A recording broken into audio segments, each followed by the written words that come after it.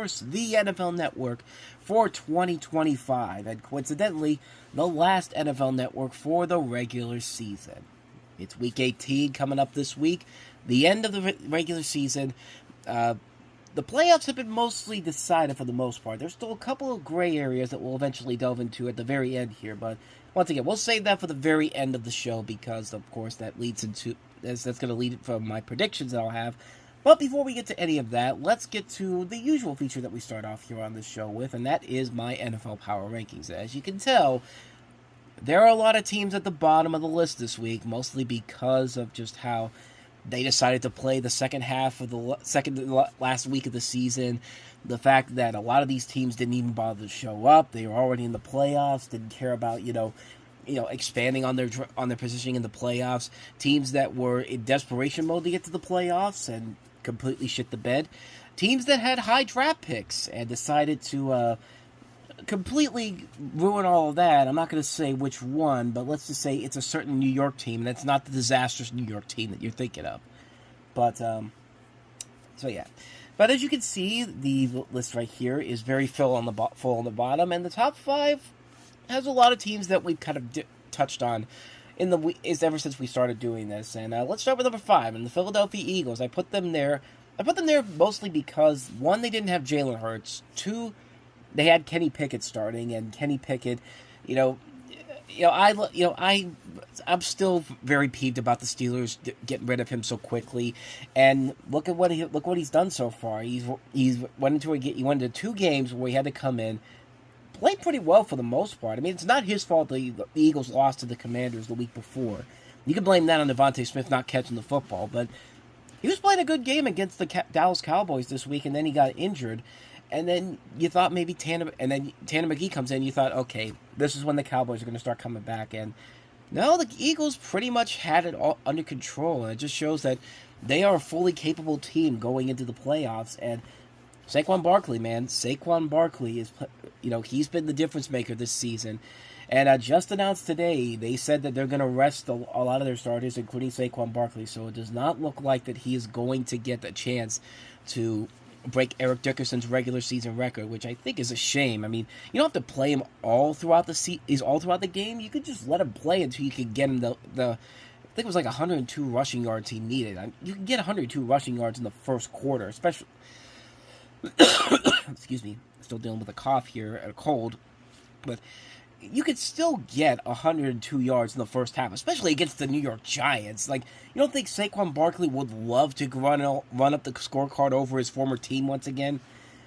I don't know. That's just my thinking there. But hey, Philadelphia is looking healthy going into the playoffs.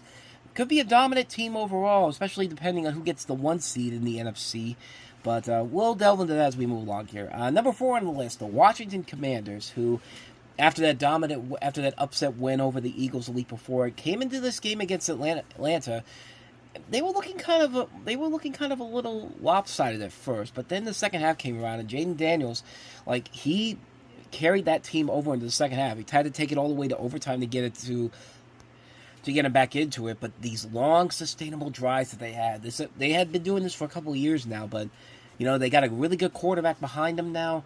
They've got really good coaches there that know what they're doing. I mean, they took it to the Atlanta Falcons. Atlanta Falcons were game for that matchup. But Washington came out there, had a pretty good game overall, and they're looking much better than they've been. Probably the best they've looked since the years when they were winning Super Bowls back in the 1990s. I mean, this is a really good-looking Washington Commanders team. They're and they got in the playoffs. Do I think they're going to make a deep playoff run? To be determined. I mean, rookie QBs usually do not have the strongest starts in the playoffs in general. I mean, you get the few exceptions here and there. Your Ben Roethlisbergers, your Tom Brady's, your C.J. Strouds, that type of, your Patrick Mahomes, that type of things. But it's still very early on to really see, where Jaden Daniels' ceiling is going forward. But they continue playing like they have been playing over the last couple of weeks. These guys could really do some damage in the postseason. So, let's go to number 3 here, the Baltimore Ravens. Which, I'm still bitter that they've basically just stolen the AFC North from the Steelers. But I can't deny that they are a legitimately good football team. I mean, they have they have a team that is so dominant. I mean, did you see what happened against Houston on Christmas Day? Houston didn't even do anything. The biggest thing that Houston did was got a safety when it was 10-2. And then the Ravens just ran all over them, and the Texans just sat back and did absolutely nothing. I don't know if that was part of their strategy or not, but when you have a nationally televised game, or a nationally streamed game, if you will, on net because it was on Netflix, like, you expect to see something from the home team, but no, the Ravens just ran all over them. Lamar Jackson just ran all over them. Derrick Henry ran all over them too. Like, the Ravens, they're back to form again, and that's scary for the top teams in the AFC, but can they get over the playoff hump is really the biggest question mark. Number 2 on the list, the Buffalo Bills. Pretty dominant performance over the Jets. I mean, they just completely dismantled anything that the Jets had left to them. And now supposedly Aaron Rodgers may be calling it quits after this game coming up. Maybe this could be his last NFL game. And boy, if he's going out, he's certainly going out with one of the most notoriously bad productions New York has ever had. Because, good Lord, the Jets have been so terrible, but the Buffalo Bills have been really, really good. Josh Allen and company are getting the job done. They unfortunately are locked into the 2 seed because the one win against Kansas City didn't help them. Didn't matter anyway because Kansas City just kept winning, and now they're getting better and better as the season's going on. Yeah, there was just no hope for the Chiefs to catch up to them. But the biggest question is now, can Josh Allen get over the hump in the playoffs? He's done very good at playing Patrick Mahomes in the regular season, but when it comes to the playoffs, Patrick Mahomes and the Chiefs have had the upper hand here. And that's going to be a major deciding factor going forward for the Buffalo Bills going into the playoffs. How deep can they really take this all the way to? Which brings us to the number 1 team on here, and that was the Detroit Lions. Once again, as banged up as they have been on the defense, the offense has still been clicking on so many levels. The offense has continued to just dismantle the competition. Against San Francisco, it was a very decisive game overall. Probably one of the best Monday Night Football games of the year, honestly, because San Francisco kept it close despite how banged up they are. But the Lions pulled out in the second half. They knew what they were doing. Dan Campbell got his revenge for the NFC Championship game. Detroit is swinging right now, and it's just going to suck if they somehow crap the bed against the Minnesota Vikings on Sunday night with the 1 seed on the line, because that's more than likely what could end up happening here. But will that happen, though? We're going to find out right now. So let's go ahead and take a look at my NFL predictions and see how I think the regular season ends up and how I think the final playoff picture will look when the final gun goes off at the end of game 272. And in terms of my predictions, I did pretty well. I mean, I pretty much got the same results I got last week, 13 of 16, including the 2 that I had for ties.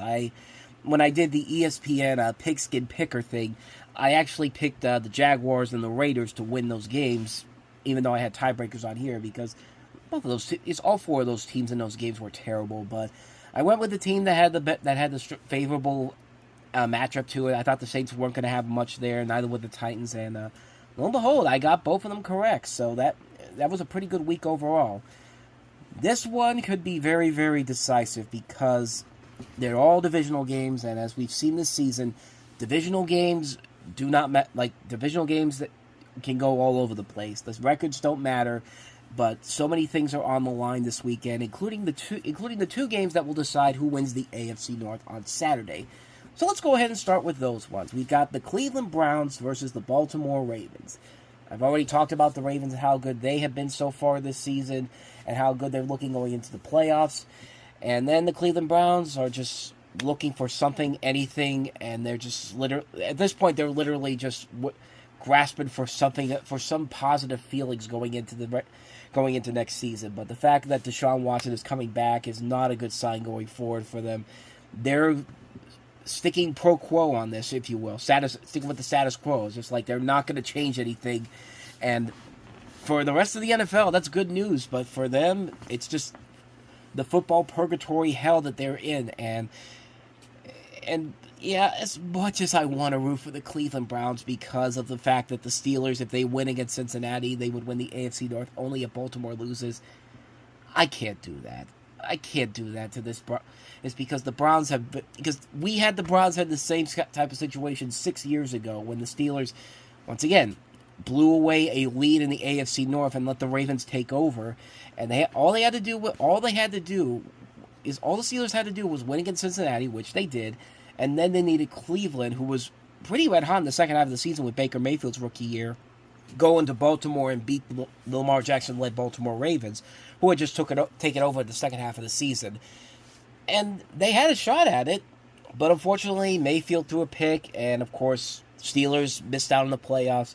The big difference this time around is that the Steelers are in the playoffs, but the bad news is that means they're going to be a wild card team if Baltimore essentially wins this game. And considering that Baltimore has something to play for, and the Cleveland Browns have done absolutely nothing of value whatsoever. I mean, yeah, they did beat the Ravens early on in the season, but that was when Jameis Winston was the quarterback, and now they're starting Dorian Thompson-Robinson. Does anybody out there really think that this team has a chance to go into Baltimore and pull off maybe the greatest upset in a long, long time? I mean, right now, Baltimore, I think, is an 18-point favorite in this game. As much as I want to believe that could happen, I'm just accepting the inevitable. Baltimore's going to win this one. Give me the Ravens to go to 12-5 and the Browns to drop to 3-14. So that leads us into the Cincinnati Bengals and the Pittsburgh Steelers. The Steelers, the less we have to talk about what happened on Christmas Day, the better. It was not a Merry Christmas is when I had to watch this game. I wanted to shut it off when the Chiefs took over. When the Chiefs were already up 22 to, I think it was 22 to 10 at one point. But because we were at somebody else's house, they wanted to watch the rest of the game because apparently they like to see me be tortured by it. But I'm going to spare you my rage-filled rants about how much I hate this team right now and how badly they've been playing because this is the norm. This is the norm with the Pittsburgh Steelers, and apparently nobody seems to give a crap about them changing their ways. Again, I'm going to spare you my rants about this because, trust me, I could go all day long about everything that's wrong with this team. But then you have the Cincinnati Bengals, who have just stayed the course. They have won all their games since that Steeler game, and they have been really playing really good football right now, especially offensively. The defense has been getting better too, and that could be very dangerous if Cincinnati sneaks their way into the playoffs here. And I think it's mostly going to depend on who needs this win the most. I think the Steelers will have already known that there's no way that they're getting the AFC North, so they might just go ahead and rest the starters at this point. I mean, they might as well just let Cincinnati have the win here. I mean, I don't think it's going to be really that close of a game if the Steelers know there's no way they're getting into the playoffs. I mean, why risk an injury to people like T.J. Watt and Najee Harris and Russell Wilson and George Pickens, people you need to have a long, sustainable playoff run? T.J. Watt has only played in 2 games in the postseason.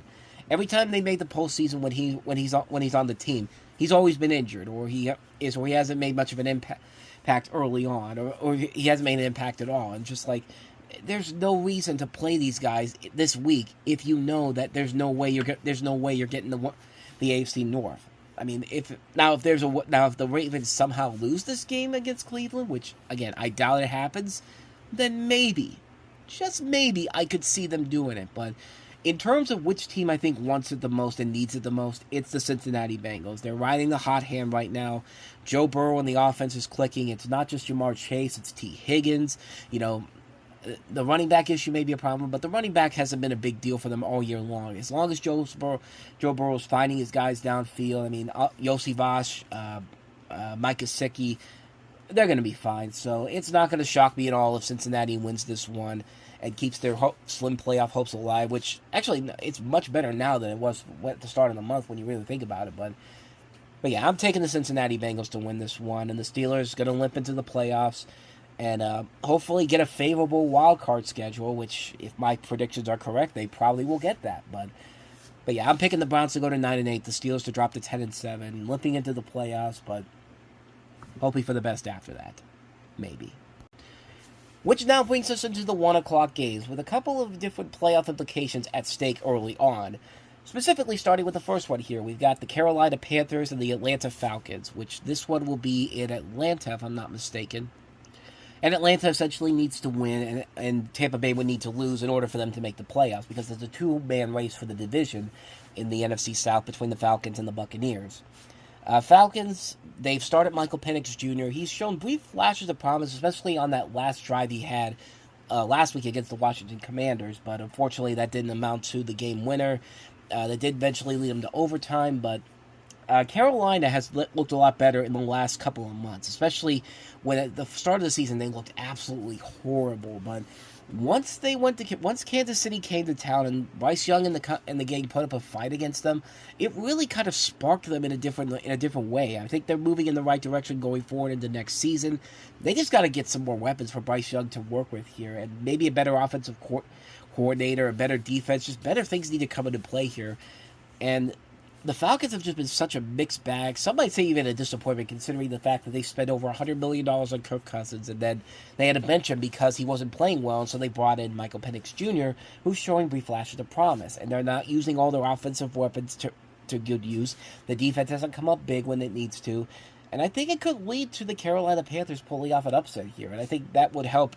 I think that's easily going to help Tampa Bay get in, even if they lose their game against the Saints, but I'm going to go with the Carolina Panthers to pull off the upset here. I think they are the better team in this matchup over the Atlanta Falcons, who I think really are just scrambling right now to save whatever hope is left for the season. But kind of blew it in critical matchups is early on in the season. But I think it's going to be Carolina's game. Give me them to go to 5-12. Go to Falcons to 9-8, 8-9. Excuse me. I misput the record on my predictions. So I'm looking at it here. It's actually. Falcons are 8-8, not 9-7, as I would have had on here before. So when the season ends, and if the Panthers beat them, it would be 8-9. Everybody got that? Okay, let's move on to the next one here. The Washington Commanders over the Dallas Cowboys. The Commanders, as I said before, had that big game against the Atlanta Falcons that got them into the playoffs. So essentially, they'll probably rest their starters in general. We might see Marcus Mariota as the quarterback in this game. The Cowboys have looked a lot better in December, but even then, it was against very bad football teams. I mean, yay, you beat a bad New York Giants team on Thanksgiving. Yay, you beat the Washington. Beating Washington is kind of a big deal, especially with how red hot Washington has been so far. I mean, none of these wins have been really substantial in general, and I don't think it's enough to keep Mike McCarthy as the coach of the Cowboys. But seems like they're doing more than just enough to stick around, and I think they're going to keep Mike McCarthy around and just continue to pretend like this all-in push that they had last year is going to really go forward next year, and it really will not. It'll be the same old Cowboys we've seen for the last 30 years, no matter how much you want to think that otherwise. Even with Dak Prescott back there, he'll probably make the team better, but if they can't get out of the first round of the playoffs again, like, what is it going to take, honestly? It's like with the Steelers. What is it going to take for them to finally realize that what they're doing is not working and they need to do something to fix the ship? Now, I mean, the Cowboys might have a shot at this here, especially if the Commanders rest their starters. But I don't know. I think the Commanders want to get some revenge for the way the Cowboys beat them at their house. So even if they play their backups, I think the Commanders have a better shot to win this game. So I'm going to take them to go to 12-5 and the Cowboys to drop to 7-10. So that brings us to the Green Bay Packers and the Chicago Bears. Again, the Packers are in the playoffs. They didn't finish the job against Minnesota last week. Even though they tried to come back into it, they just got hot at the wrong time. They wasted too much time in that game, just sitting back and letting Minnesota take over that game. And now they're going to be stuck in either the 7 or 6 position. I don't think they can climb any higher than that. I don't think they can get to the 5th position, especially considering that. No, they can't, because Minnesota and Detroit have the records of 14-2 right now. But Green Bay comes into this game probably like the Commanders. They rest their starters for next week. And so you've got the Chicago Bears, who are hoping that the season's going to end sooner rather than later, because I don't think they can handle much more of this BS that they've been going through. They have not won a single game since the Commanders game, since the Hail Maryland game in Washington. That's how is when they were 4-2. They have lost 12. They have lost 10 straight games since then, and I want to say maybe the Bears go into this game and probably win it, but I think even with the backups, I mean, Malik Willis showed early in the season that he did a pretty good job of handling, backup duty for Jordan Love. So I want to say the Bears win this one, but at the same time, I got to go with a hot hand in the Packers right now. I think they're just on a hot streak right now. They know that they're in the playoffs no matter what. And playoff positioning does matter here, depending on where you want to go. Would you rather go to Philadelphia, or would you rather go to a team like either the Rams or the Buccaneers in the 3 spot? So I'm going to say the Packers will win this one. I think they'll go to 12-5, and the Bears will drop to 4-13. Next up, we've got 2 AFC South matchups here, the Tennessee Titans and the Houston Texans. The Texans, as I said before, they are literally limping into the playoffs. They have not done anything of value whatsoever since they got in with the win over Miami. I mean, have you seen what they've done since then? They have been absolutely lifeless. They have done absolutely nothing. Yes, I know they have injuries on both sides of the field, but you could at least show up. Against the Ravens on Christmas Day, that was just an abomination of a game. I mean, 31-2 was the final score in that game. The best thing the Texans had that day was the safety. And that was when it was still competitive at 10-2. And then they did absolutely nothing since then.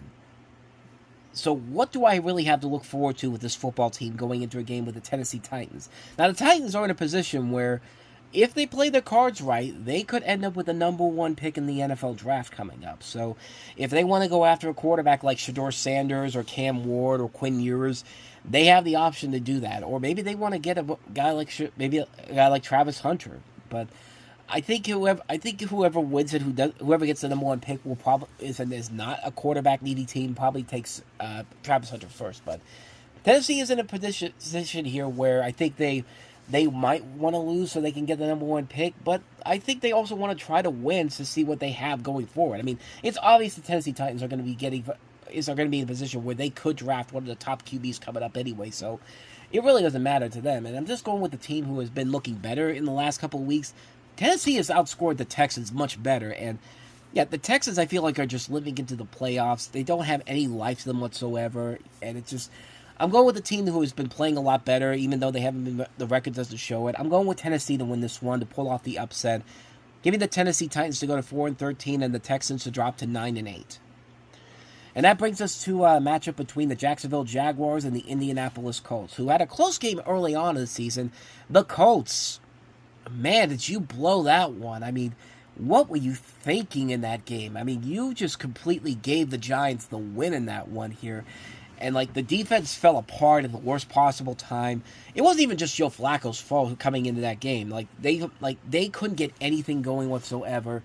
And it just goes to show that the Indianapolis Colts are just not a team built for the playoffs. And Jonathan Taylor's probably going to waste his career until somebody else gets him and actually uses him to his full potential. Right now, it's not, the Colts don't look like a good football team at all. And it just, I don't know if it's just the coaching, it's just the way the staffing there works, the general manager, the ownership. Something has to change there. When you're getting guys like Pat McAfee, who will defend the Colts to the very end of his life, telling you that things have got to change here quickly, and something is not smelling right in Denmark here, then you know something really is wrong in Indianapolis, and just something's got to change big time. And there's going to be a lot of changes in Jacksonville too, maybe even with the number 1 pick possibly. They have a chance to do that, and maybe even get a guy, maybe get a generational talent like Shedeur Sanders to really, or Travis Hunter, excuse me, not Shedeur Sanders, because they just re-signed Trevor Lawrence. I don't think there is. I highly doubt that the Jaguars are thinking about getting rid of Trevor Lawrence of all things. But you get a guy like Shedeur Sanders on your football team. I mean, this could be. I just said it again. Travis Hunter. You get a guy like Travis Hunter who can be a great quarterback as well as a wide receiver. I mean, that's a good weapon to have there. It just really could be interesting to see how the Jaguars use it if they end up getting the number 1 pick here, which they could possibly do that. But because it's a home field advantage, because this isn't in Jacksonville, I would have probably said Jacksonville wins this one if it was in Jacksonville because of how bad the record is with the Colts. But they've already won against the Colts in Jacksonville this year. So they're in Indianapolis, so I am going to take the Colts to win this one. I think they want to go out there and at least get something good potentially for next year, see a little bit of promise from Anthony Richardson or something like that, but I think the Colts go into this one, they win this one. It's going to be an ugly game no matter what. I got the Colts going to 8-9 to end the season, and the Jaguars to drop to 4-13. Now, is that enough to get them the number 1 pick in the draft? Wait and see. So next up, we have kind of yet another meaningless game here. The New England Patriots taking on the Buffalo Bills. The Bills have already locked up the 2 seed. They're going to take on whoever the 7 seed's going to be. And more than likely going to play their backups here. I wouldn't be surprised if Mitch Trubisky gets a lot of playing time in this game. The New England Patriots are just trying to find something of value here, and this is a situation where this is one of those teams that could easily be in contention for the number 1 pick in the draft. And I think New England finds a way. I think New England, I mean, their quarterback clearly is the future. Is Gerard Mayo going to be part of that future? Too soon to tell. It's looking like early on it might just be that they might just go ahead with Gerard Mayo again. But there's also a possibility they could probably get rid of him and maybe replace him with Mike Vrabel. I heard Mike Vrabel was an option. I even heard maybe Deion Sanders possibly if the Patriots decide to go ahead and dump Drake May off to a quarterback needy team, and they go ahead and draft his son, Sir George Sanders. But again, that's just rumors.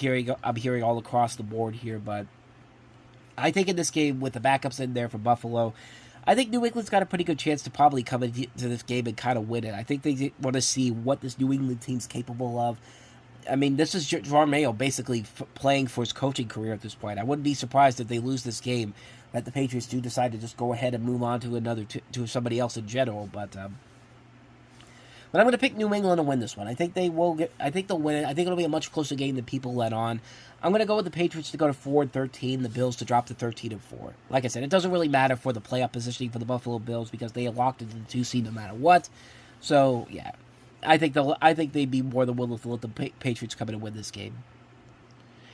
Next up, we've got a matchup between the Philadelphia Eagles and the New York Giants. And as I said before, Philadelphia has already clinched the NFC East. They have nothing really to play for. They're locked into the 2 seed, so they can't really change anything about that no matter what. So, yeah, it's going to be resting a lot of the starters. And like I said, no Saquon Barkley to break the record, which I think is still kind of a bummer, but whatever. The Giants, though, pulling off that massive upset last week. 5 touchdowns from Drew Lock.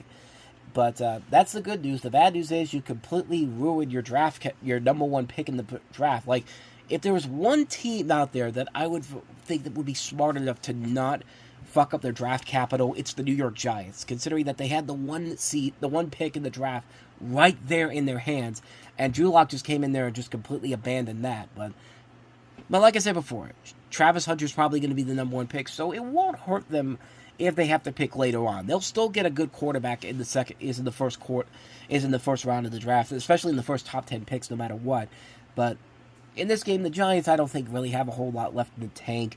I think, as we saw last week, Philadelphia was playing a lot of their backups in that game, and that didn't really amount to anything that spectacular for. That didn't really amount to anything spectacular for the Cowboys. The Philadelphia Eagles dominated over them. Not going to be shocked at all. Philadelphia does the same thing here, so I'm going to take the Eagles to go to 14-3. Giants will drop to 3-4, 3-14. Excuse me. Moving on, we've got the Tampa Bay Buccaneers versus the New Orleans Saints. The Tampa Bay Buccaneers, all they have to do is win, and they're in. They had a dominant game last week over the Carolina Panthers. Baker Mayfield threw 5 touchdowns in the win, and it was just a dominant game overall. They had even ducks coming out on the football field to help them with blocked punts for touchdowns. I mean, I can't believe nobody else has made the Bucktails joke. I think I'm the only person that's ever done that. Bucktails, woohoo, like DuckTales, all that type of stuff. But yeah, they host the New Orleans Saints to wrap the season up, and the New Orleans Saints are another one of those teams that are just let the season end already. It's been a disaster for them, and I really don't know what the direction is for the New Orleans Saints. I mean, where can you really go from here? Is Derek Carr going to be a part of that future? Is this the last time we'll see Cam Jordan is in the Saints uniform? I mean, a lot of questions to be asked for here. Who would want to come in and try to turn this team around at this point? But I do think Tampa Bay wins this game, even though that it probably won't matter because Atlanta will probably have lost. I think Tampa Bay wins the division, no question about it. They've just been playing a whole lot better than the Falcons have. I think they win this game, no question about it. Buccaneers win it, go to 10-7. They clinch the NFC South. Saints drop to 5-12, and just hope for the best going forward into the future. Maybe, but we'll see. And that brings us to the 4 o'clock window with 5 games of notable interest for playoff consideration.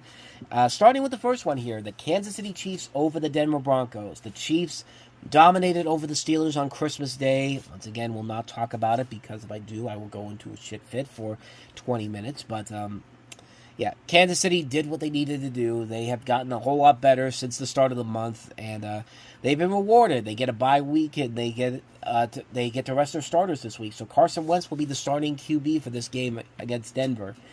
And yeah, it's going to be 24 days of rest for the Kansas City Chiefs before they take the field again in the divisional round. Ordinarily, this would be a cause for concern, but everything is working in the Kansas City Chiefs' favor at this point. I'm not even going to question it. Which basically leads us to a lot of questions about the Denver Broncos, who are facing a dangerous plummet here. One that we haven't seen since the 2008 season, when the Broncos had an 8-5 record and had a chance to make the playoffs in a division that was so underwhelming in so many levels that all the Broncos had to do was win one game in the next three. They had to beat either Carolina, the Jets, or the Chargers in San Diego, and they would have been in the playoffs that year. Take a guess at what happened. They lost to Carolina, they lost to the Jets, and then they got a throbbing by the Chiefs, 51. I think it was like 50 points for the Chargers, who finished the season 8-8, had the better record, and snuck into the playoffs, and actually won a playoff game that year. I mean, it was a bad collapse. It was so bad that Mike Shanahan, who had been with the Broncos for 14 years, was fired from the team, and they went with Josh McDaniels instead. And of course, we all know how that went, but that's how bad that was. And we're literally on the cusp of having that happen again here with the Denver Broncos, because 2 weeks ago they literally had the playoffs in their hands. All they had to do was just finish the job against the Chargers. But as soon as that free kick happened, it was abandon all hope, ye who enter here, because they lost that game. They had a chance to do it against Cincinnati. I mean, they literally could just run the ball out, run the clock out as much as you can, because at that point it was overtime. It was less than 3 minutes left to go in overtime, and if the game had been tied, the Broncos would have clinched the playoff spot. But Bo Nix had to get cute. Bo Nix had to throw the ball, and gave Cincinnati all the time it needed to get down to the end zone and score the touchdown. And now we are in the situation that we are in. You think after 2 weeks of literally having the playoffs being handed to you, and you decided not to do it, what the hell makes you think I'm going to pick them this time around? Well, I know what you're thinking. The Kansas City Chiefs are resting their starters. I mean, what's the problem here? The problem is the Kansas City Chiefs are just way too damn good right now. Like, yeah, you could rest as many starters as you want to. They're still going to find ways to win games. You think they're not going to take the opportunity to knock out their divisional opponent for making a playoff spot? Yeah, I think that's easier said than done. I think the Broncos getting it is easier said than done. They've had two opportunities to do it. They missed out on those opportunities. I think they're going to miss out on this one too. I'm going with the backup Kansas City Chiefs to win this one. I just feel like Denver really blew that opportunity 2 weeks ago, and they blew any chance of getting into the postseason with that possibility. So I'm going with Carson Wentz and the Chiefs to go ahead and finish the season 16-1. And the Broncos drop to 9-8, and hopefully Sean Payton probably loses his job after this, because hey, if Mike Shanahan can get fired for an 8-5 start and then miss the playoffs altogether at the end, Sean Payton can do so here with being 9-5 and then losing any opportunity to get to the playoffs.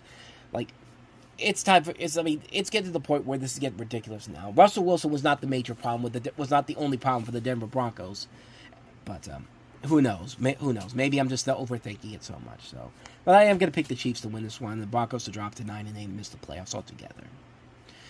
So that brings us to the Las Vegas Raiders and the Los Angeles Chargers. Yeah, I almost said San Diego for a second, but the Raiders. I'm not going to say they've been playing great football overall, but they have been playing games where they have been competitive in the last couple of weeks. Too little, too late, I guess. And really ruined their draft capital overall. I mean, they literally had a chance for the number 1 pick overall, and then they just lost it with the last 2 wins they've had. The Chargers are already in the playoffs. They can't really go any higher than where they are right now for obvious reasons. So, more than likely, this will be another game where they rest their starters here. The backups probably play here, which plays to the favor for the Las Vegas Raiders. I think Antonio Pierce plays this game to keep his coaching job here. I think it's very much on the line here, and I think he's going to find a way to pull this win off here. And I think the Raiders win this one, go to 5-12. Chargers drop to 10-7. A game that should have had some playoff implications, but the strength of victory for the Rams worked out in their favor last week to win the NFC West. We've got the Seattle Seahawks and the Los Angeles Rams. The Seahawks won an ugly, ugly game against the Chicago Bears on Thursday night. 9-6, I think, was the final score in that one. No touchdowns, all field goals, and the only reason the Seahawks won was because the Bears are just so mismanaged right now. And then you have the Los Angeles Rams, who got a win at last week against Arizona. Um, Not a very convincing win either, though. It was just more of a win that was just kind of like Rams just at least showed up. Cardinals didn't really do all that much in general. I mean, it was a low-scoring game, 13-9, but at least something was happening in that game compared to the Seahawks and Bears. And the Rams are already resting their starters for the playoffs. They know that they've got the division locked up. They might still be playing though for playoff rankings, like in terms of like to get the 3 seed or the 4 seed. But I think Tampa Bay would need to lose out for Los Angeles to move back up to the 3 spot, which I don't think that's going to happen here. And like I said, the Rams are putting their backups in here. Jimmy Garoppolo's going to start, which could work out in their favor overall. But I am going to take Seattle to win this one. I think they win this game to show that there is something going forward to next season. I think they win to go to 10-7. Rams will drop to 10-7. And then we get to the last game here that has major playoff implications, and that is the Miami Dolphins going to the New York Jets. We've talked about it before. The Jets are a disaster right now. It looks like the Aaron Rodgers and Davante Adams show is officially over. Aaron Rodgers, I think, probably retires after this. It's looking like he's not going to go to another team in general at this point. And really, what team would want to have him after the abysmal year he had with this Jets team, with the decisions that, I'm sorry, he made these decisions himself. I don't care what anybody says. I don't care what Woody Johnson says. I don't care what any other people want to say about him. You know, Aaron Rodgers was behind all those decisions, and now you get what you fucking deserve, to quote the Joker. I mean, this is exactly what you get. But here's the good news for them. They're playing the Miami Dolphins, and originally I was going to pick the Dolphins to win this one. But then when I was putting together the final wild card schedule here, I started realizing something. The Dolphins are playing in New York. So I went online to see what the weather for the New York game was going to be. And lo and behold, what is the temperature going to be for this coming Sunday in East Rutherford, New Jersey? 38 degrees. Wah, wah. As we all know, the Miami Dolphins are absolutely horrible in games with under 40-degree temperatures. So, yeah, they have not won a single game in the Tua era since they have in games with temperatures under 40 degrees. But yeah, this is a game that is looking like the Jets are going to win this one easily. Even if it's going to be an ugly game, the Dolphins just can't win games in cold temperatures. And what are they supposed to do if they make the playoffs? They're going to have to go to a place where it's going to be cold. Unless you find a way to get, because you're going to be the 7th seed. You're going to have to go to Buffalo. Yeah, it's like, as bad as the Jets are, they've got this one so sewn up here. I mean, the Dolphins can't do anything in games under 40 degrees. We've seen it this season. We saw it last year. Like, I mean, if the Jets lose this one here, then they should just blow the whole thing up altogether. Just get them out of here. But I am going to pick the Jets to win this one, to go to 5-12, and the Dolphins to drop to 8-9 and completely be eliminated from the playoffs, which will put one of the teams I mentioned here in the postseason. Which one will that be? You have to figure out. You have to wait and find out. So moving on to the last of the late window games, we have the Arizona Cardinals hosting the San Francisco 49ers. Now the 49ers lost to the Cardinals in Levi Stadium earlier this season, and Cardinals just been a disappointment all season long, showing brief flashes of promise and looked like they were getting close to potentially sealing the division. But then December happened and they completely fell apart at the worst possible time and just have not looked like a good football team overall. They've shown the brief flashes of promise overall, but they just need a lot of help defensively, offensively, just coaching too. Anything needs to go right for them, and just nothing has gone right for them whatsoever. And this is a team that really showed a lot of promise, especially with the latter half of last season going into this year. I thought this was going to be one of those sneaky good football teams, and they just couldn't seal the deal when it matters the most. Speaking of teams that were massive disappointments this year, the San Francisco 49ers, and Brock Purdy is now officially injured, so it's going to be the Josh Dobbs show going into this game against Arizona. So, a disappointing is a perfect sum up of the disappointment season for one of the most overhyped teams I have ever seen in my life. Like, this is a team that just can't hold it together after Super Bowl runs. This happened back in 2019, and now it's happening again after this season. It's just like, I'm going to pick Arizona to win this one, though. I think Arizona will win this one here, give their fans a little bit of hope going into next season. They'll go to 8-9. The 49ers drop to 6-11 and end a very, very disappointing season for the San Francisco 49ers. And then, ladies and gentlemen, let's get ready to rumble. We have a doozy to end the regular season. The week 17 Sunday Night Football finale. We've got the Minnesota Vikings taking on the Detroit Lions. The winner gets the number 1 seed in the NFC. They get the bye week. They get the home field advantage throughout the playoffs. The loser goes into the playoffs as the 5 seed. A team with over 14 wins is possibly going to be a wild card team at a team that has a lower ranked playoff game.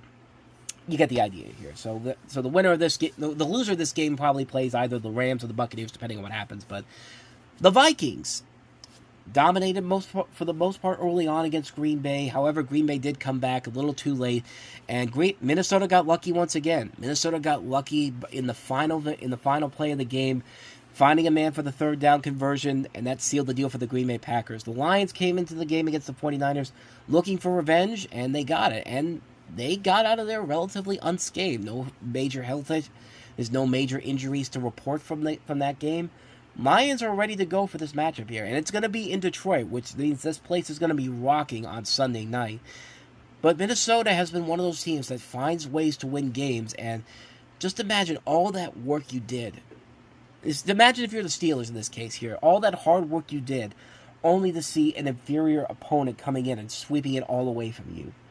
That's the feeling that's what happened with the Steelers this year against the Ravens, and I feel like that could possibly happen with Minnesota and the Lions. Like, Detroit has been playing hard all season long, but this is the biggest game of the season for them because they have to win this game to lock up the number 1 seed. If Minnesota goes into this game and somehow pulls off the upset here, Detroit, I don't think makes it out of there. I don't think makes a deep playoff run. Minnesota could come in.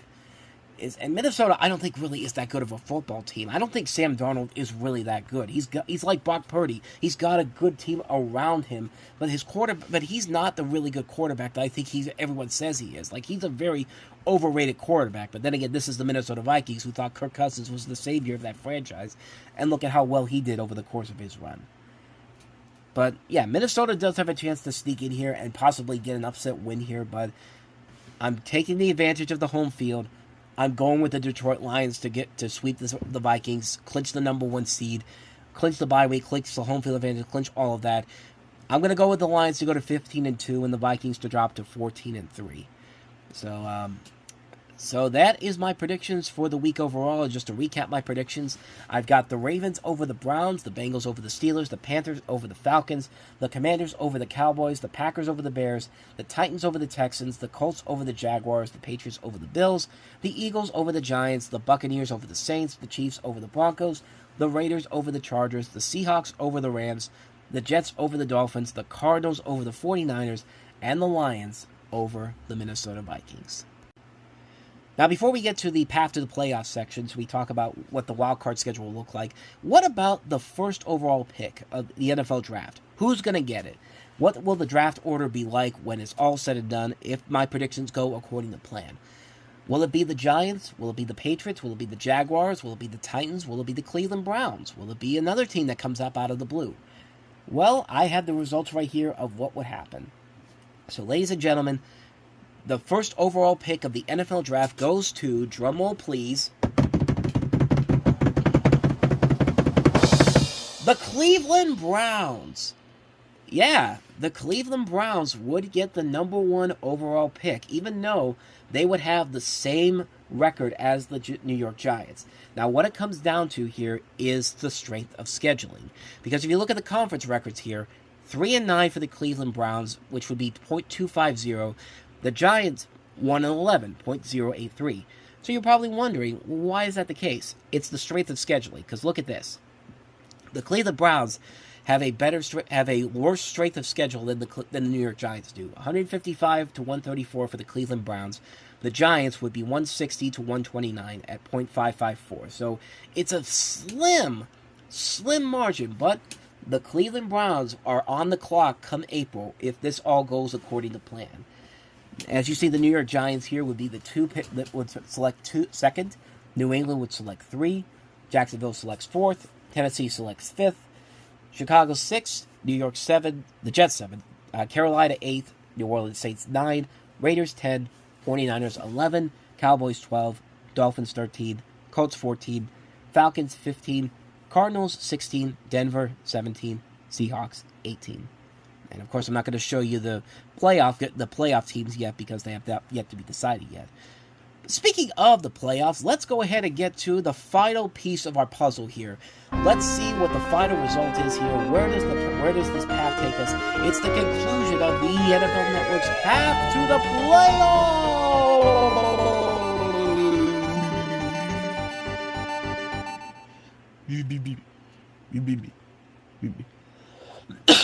Excuse me, I deserve that. But so when it's all said and done, what will the final 2004-2025 NFL playoffs look like?